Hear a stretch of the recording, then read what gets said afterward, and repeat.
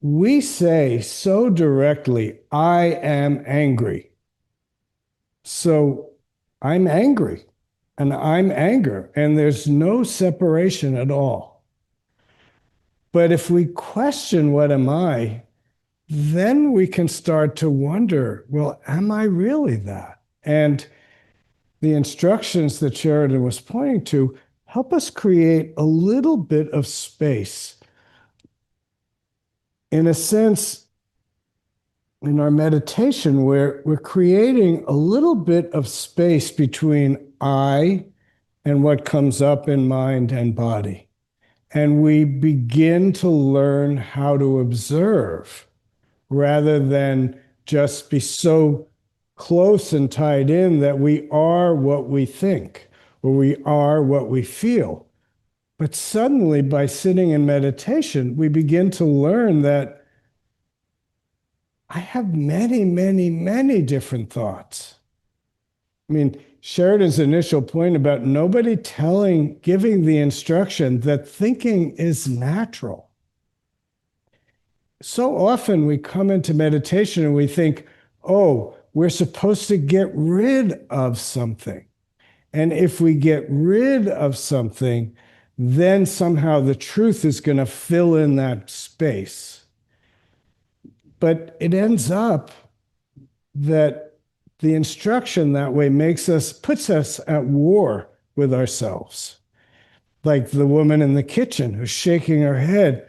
I am so bad at this. I'll never be able to give up my thinking. Well, maybe there's some really good meditators in this room, and I put good in quotes. That's not my experience. Thinking, feeling is human. This thinking allows us to connect.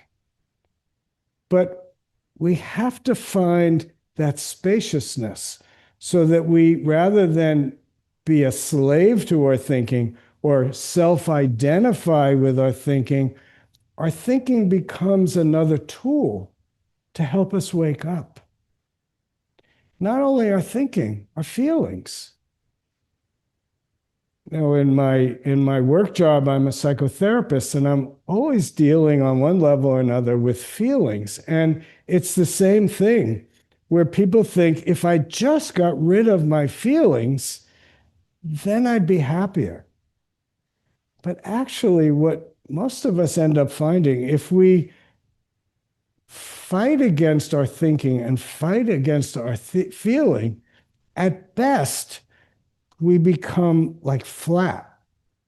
And at worst, we disappear because our thinking and feeling are the lifeblood of being alive. But we train to create some distance. What am I? We start to watch, oh, that's worrying. And then if we really pay attention to our minds, we start to see every time I get unsure, I get worried. Oh, look, when I'm sure, I'm not worried. But then actually, if I keep watching and I stay close to it, there's more than just worry. Sometimes there's also excitement. Sometimes there's also a freshness. So our worry at first glance is very negative. But if we keep observing, we really find that we get stuck in black and white thinking. It's either good or it's bad. So if I'm worried, it's bad, but if I'm joyful, it's good. But if we can create that space to observe, we realize that we don't know.